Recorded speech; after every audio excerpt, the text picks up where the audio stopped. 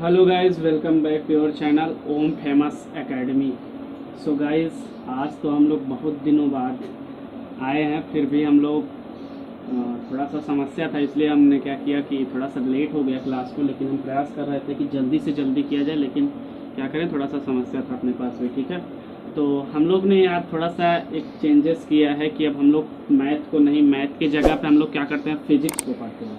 ठीक है ना, फिजिक्स को पढ़ते हैं क्योंकि अब मैथ में उतना इंटरेस्ट नहीं आ रहा था। फिजिक्स में पढ़ेंगे हम लोग, फिजिक्स में अच्छे तरीके से पढ़ेंगे और नए नए टॉपिक के साथ थोड़ा सा अलग पढ़ेंगे हम लोग। ठीक है ना, फिजिक्स को हम लोग थोड़ा सा एक प्रैक्टिकल तरीके से पढ़ेंगे। और मैथ था तो चलिए, मैथ का भी अगर आप लोग बोलेंगे तो मैथ का भी क्लास आएगा, दोनों को लेके चलेंगे। एक टॉपिक मैथ पे रहेगा और एक टॉपिक फिजिक्स पे, दोनों चीज़ चलेगा। लेकिन अभी तो फिलहाल हम जो है फिजिक्स को सोचे हैं। ठीक है ना, बाकी आप लोग जो है बताइएगा, अगर मैथ का भी वीडियो चाहिएगा आप लोगों को तो मैथ का भी आप लोग कमेंट सेक्शन में बताइएगा। ठीक है ना, हम लोग सबसे पहले क्या किए हैं, मैं फिजिक्स को लिखे। ठीक है ना, तो फिजिक्स होता क्या है ना, फिजिक्स होता क्या है, फिजिक्स में हम लोग पढ़ते क्या क्या चीज़ें, फिजिक्स में हम किन किन चीज़ों का अध्ययन करते हैं। तो सबसे पहले तो हम लोगों को ये समझना पड़ेगा फिजिक्स होता क्या और फिजिक्स में किन किन चीज़ों का अध्ययन करेंगे, फिजिक्स का रियल डिफिनेशन क्या होता है, यानी कि फिजिक्स की परिभाषा को समझेंगे सबसे पहले। तो देखो, फिजिक्स जो है हमारा, फिजिक्स हमारा इंग्लिश है ना, ग्रीक वर्ड फ्यूसिस से मिलके बना है। यानी फिजिक्स जो है हमारा वो किससे मिलके बना है, फ्यूसिस से मिलके बना है। और फ्यूसिस का अर्थ होता है, यानी कि फ्यूसिस का मीनिंग होता है हिंदी में प्राकृतिक, प्रकृति से, प्रकृति। ठीक है ना, प्रकृति। और अगर दूसरी ओर हम देखें तो फिजिक्स, यानी फिजिक्स को हम हिंदी में क्या बोलते हैं, फिजिक्स को हिंदी में हम बोलते हैं भौतिकी, भौतिकी। ठीक है, और भौतिकी क्या है, ये संस्कृत शब्द से मिलकर बना है। संस्कृत में भौतिकी को क्या बोलते हैं, भौतिक। क्या बोलते हैं, भौतिक। और भौतिक का भी अर्थ होता है क्या, भौतिक का भी अर्थ होता है हमारा प्राकृतिक। क्या होता है, प्राकृतिक। ठीक है, तो अब हम ये देखेंगे कि कुल मिला के हमें क्या मिला कि फिजिक्स का मतलब होता है प्राकृतिक, है ना, नेचर, प्रकृति। तो हम लोग ये समझेंगे कि फिजिक्स जो है हमारा, हम फिजिक्स में क्या करते हैं, प्रकृति यानी नेचर, और नेचर में होने वाले घटनाओं से संबंधित हम लोग क्या करते हैं, उसका अध्ययन करते हैं। हम इसको एक परिभाषा के रूप में कह सकते हैं। ठीक है ना, लेकिन यह एक व्यापक परिभाषा नहीं है फिजिक्स की, समझिए क्यों, क्योंकि फिजिक्स में अगर हम ऐसा बोलेंगे तो प्राकृतिक में तो सब कुछ समाहित है ना। तो जैसे कि अगर हम बोल दें तो प्राकृतिक में तो क्या आ जाते हैं, पेड़ पौधे भी आ जाते हैं। और पेड़ पौधे वो हमारे किस में चले जाएंगे, है ना, वो तो चला जाएगा, जीव जंतु वगैरह भी आ जाते हैं, सब क्या चले जाएंगे उसमें, बॉटनी वगैरह में चले जाएगा, है ना।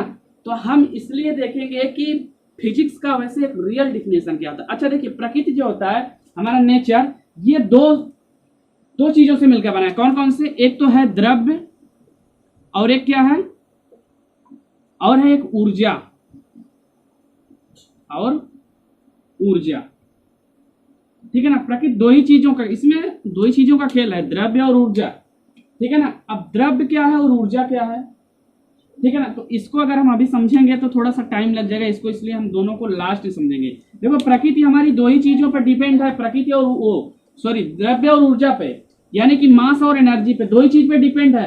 तो हम इसको ऐसे कह सकते हैं कि हम जो है विज्ञान का वह शाखा जिसके अंतर्गत हम द्रव्य और ऊर्जा, द्रव्य क्या है ऊर्जा क्या, अभी हम समझते हैं थोड़ा सा, नहीं तो अगर बीच में समझेंगे ना तो क्या हो जाएगा, फिर एक टॉपिक से हम लोग भटक जाएंगे। ठीक ना, अलग हो जाएगा। इसलिए हम पहले इसका डिफिनेशन पे समझते हैं। तो क्या है फिजिक्स हमारा, फिजिक्स विज्ञान की वह शाखा जिसके अंतर्गत हम द्रव्य और ऊर्जा यानी कि मास और एनर्जी का अध्ययन करते हैं। अध्ययन उसके जो है क्रियाएं, अंतर क्रियाओं का अध्ययन करते हैं। अंतर क्रियाओं का मतलब जैसे कि इनके, है ना, अंतर क्रियाओं का मतलब जैसे कि एटम हो गया हमारा, परमाणु हो गया, तो उसके अंदर की संरचना, स्ट्रक्चर वगैरह क्या है, तो इसके अंतर क्रियाओं को हम जो है अध्ययन करते हैं, वो हमारा क्या कहलाता है, फिजिक्स कहलाता है। समझ में आया कि नहीं। अंतर क्रियाओं का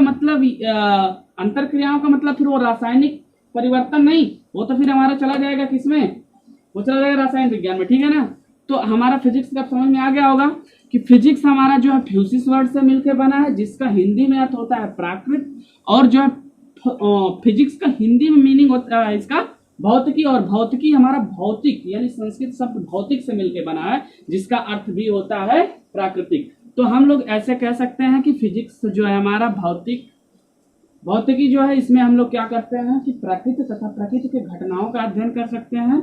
लेकिन यह एक व्यापक परिभाषा नहीं, इसको अगर थोड़ा सा हम अच्छे से अगर डिफाइन करें तो फिजिक्स जो है भौतिक यानी प्रकृति और प्रतीक में दो ही चीजों का खेल है। कौन कौन सा? द्रव्य और ऊर्जा। तो भौतिक को अगर हम ऐसे डिफाइन करें कि विज्ञान की वह शाखा जिसके अंतर्गत हम द्रव्य और ऊर्जा का अध्ययन करते हैं। द्रव्य और ऊर्जा का मतलब, अध्ययन का मतलब यह कि इसमें कैसे एक्शन रिएक्शन पूरी चीजें क्या होती हैं, उसको हम क्या कहेंगे अगर उसका अध्ययन करते हैं, तो वो हमारा क्या कहलाता है? फिजिक्स। हम किसके अंतर्गत अध्ययन करते हैं इन चीजों का? फिजिक्स के अंतर्गत क्या करते हैं? इसका अध्ययन करते हैं। ठीक है ना। अब हम लोग आते हैं अपने टॉपिक पे कि द्रव्य क्या है और ऊर्जा क्या है। अच्छे समझिएगा क्योंकि यही मेन है। ठीक है ना। अगर ये समझ में आ गया तो फिर हमारा फिजिक्स टोटल समझ में आ जाएगा। अच्छा, द्रव्य क्या है? आप लोग जानते होंगे कि अल्बर्ट आइंस्टीन ने एक इक्वेशन दिया था इसका, जो कि बहुत ही बेहतरीन है। क्या है? E बराबर mc स्क्वायर। E बराबर mc स्क्वायर। अच्छा, यहाँ पे हम देखें तो रिलेशन है बिटवीन एनर्जी एंड मास। ठीक है ना, एनर्जी और मास। तो देखो यहाँ पे m क्या है? m मास है, E क्या है? E एनर्जी है, और C क्या है? प्रकाश की चाल है, यानी कि वेलोसिटी ऑफ लाइट। ठीक है ना, स्पीड ऑफ लाइट कह सकते हैं, स्पीड ऑफ लाइट। ठीक है ना। तो यहाँ से हम लोग क्या, इसमें इक्वेशन भी मिला है कि एनर्जी को हम मास में और मास को एनर्जी में बदल सकते हैं। लेकिन अभी रुकिए जरा सा, हम बताते हैं उसको अच्छे से। द्रव्य क्या है हमारा? द्रव्य यानी कि किसी बॉडी का या किसी वस्तु का, उसमें उसका द्रव्यमान कितना है, वो हमारा द्रव्य है। और ऊर्जा क्या है? ऊर्जा तो आप लोग जानते हैं एनर्जी, है ना। तो ऊर्जा और द्रव्य, भाई देखिए प्रकृति में जैसे कोई भी चीज है उसमें ऊर्जा है, और मास और एनर्जी दोनों चीज है, यानी कि द्रव्य और ऊर्जा दोनों चीज है। कोई भी एग्जांपल, अगर ये मार्कर थे तो मार्कर में क्या है? द्रव्यमान है, और द्रव्यमान है तो द्रव्यमान को हम ऊर्जा में कन्वर्ट कर सकते हैं। किससे? इस इक्वेशन से। ठीक है ना, द्रव्यमान को ऊर्जा में कन्वर्ट कर सकते हैं।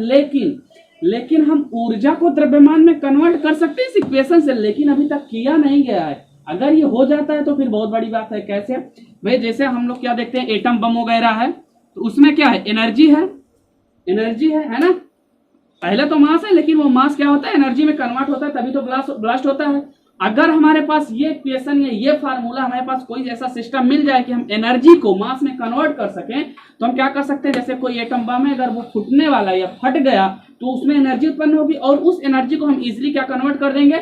मास में कन्वर्ट कर देंगे। अगर मास में कन्वर्ट कर देंगे तो फिर हमारा क्या हो जाएगा? सेफ्टी हो जाएगा, और उससे फिर हम क्या कर सकते हैं? बच सकते हैं। लेकिन ऐसा अभी तक हुआ नहीं कि हम लोग एनर्जी को मास में कन्वर्ट कर सकें, लेकिन मास को एनर्जी में कन्वर्ट कर सकते हैं। कैसे भाई? जैसे अगर ये क्या है? मार्कर है, तो मार्कर को अगर ऐसे सिंपल देखें, अगर एनर्जी में कन्वर्ट करना चाहें तो इसमें आग लगा दीजिए, और आग लगाने के लिए जलेगा। जितना इसका मास होगा, मास के ऊपर डिपेंड करता है। अगर जितना अधिक मास है, अगर यहाँ से हम लोग देखो तो देखो ये इसका क्या है? डायरेक्टली प्रोपोर्शन है ना, यानी कि समानुपाती है। समानुपाती का मतलब कि मास अगर ज्यादा है तो एनर्जी ज्यादा होगी, मास कम है तो एनर्जी क्या होगी? कम होगी। तो ये भी डिपेंड करता है एनर्जी किसमें ज्यादा निकलेगी। अगर जिसका मास ज्यादा है तो उसमें एनर्जी, अगर तुम ऐसा कहो कि अरे पत्थर में मास ज्यादा है तो एनर्जी, बिल्कुल एनर्जी उसमें ज्यादा है, लेकिन एनर्जी उसका निकालो कैसे? आग लगा के? नहीं, उसका भी एक सिस्टम, उस तरीके से आप क्या करोगे? उसका एनर्जी फाइंड कर सकते हो। तो ये मार्कर है, मार्कर में अगर वजन है, वेट है, मास है, तो एनर्जी जरूर है। ठीक है ना। क्यों? क्योंकि यहाँ पे आप लोग देख रहे हैं अगर किसी भी चीज में मास है तो उसको हम एनर्जी निकाल सकते हैं। कैसे? इसके फार्मूले के द्वारा। ठीक है ना। तो अब आप लोगों को समझ में आ गया द्रव्य क्या है, ऊर्जा क्या है, और द्रव्य से और ऊर्जा दोनों के बीच में रिलेशन भी है। समझ में आ गया ना। और भौतिक क्या? भौतिक का परिभाषा क्या है, किसके बारे में अध्ययन करेंगे? तो प्रकृति के ही जो है क्रियाएं जो होती हैं, घटनाएं वगैरह, इन्हीं के बारे में हम अध्ययन करेंगे। यही हमारा फिजिक्स कहलाएगा। तो हम लोग कल से क्या किए हैं कि फिजिक्स में, आज तो हम थोड़ा सा ऐसे बेसिक इंट्रोडक्शन बता दिए कि फिजिक्स क्या होता है, और कल से हम लोग देखेंगे फिजिक्स के topic by topic, basic point को लेकर के चलेंगे। जैसे कि हमारा फिजिक्स में है यूनिट एंड डायमेंशन, फिर उसके बाद हम क्या देखेंगे? स्केलर एंड वेक्टर, अगर हिंदी में बोले तो मात्रक एवं बीमा, और उसमें स्केलर और वेक्टर में देखें तो अदिश और सदिश। उसके बाद मोशन वगैरह, ऐसे हम लोग क्या करेंगे? पढ़ेंगे चैप्टर, ठीक है ना, लेकिन बेहतरीन तरीके से थोड़ा सा पढ़ेंगे, है ना, हट के थोड़ा सा। और तो ये तो बेसिक है, समझ में आ गया होगा इतना। तो ठीक है, कल आज से तो क्लास स्टार्ट हो गई। कल आप लोगों को क्लास, ये जो है क्लास और जो और आगे क्लास आएंगी आपको ये मिल जाया करेंगी हमारे चैनल पे 5 से 8 के बीच में मिल जाएंगे शाम को, ठीक है ना, 5 से 8 के बीच में मिल जाएंगे। आप लोग थोड़ा सा इस वीडियो को शेयर कर दीजिएगा, क्योंकि जो नए लोग हैं वो लोग जुड़ सकें और नए तरीके से हम लोग चलेंगे, ठीक है ना। और वो मैथ वाला कमेंट में बताइएगा जरूर कि जो है हम लोगों को मैथ पढ़ना है कि नहीं, उस पर फिर वीडियो बनाएंगे, उस पर भी एक वीडियो। लेकिन अब हम फिजिक्स को एकदम बेहतरीन तरीके से लेकर के चलेंगे, ठीक है ना।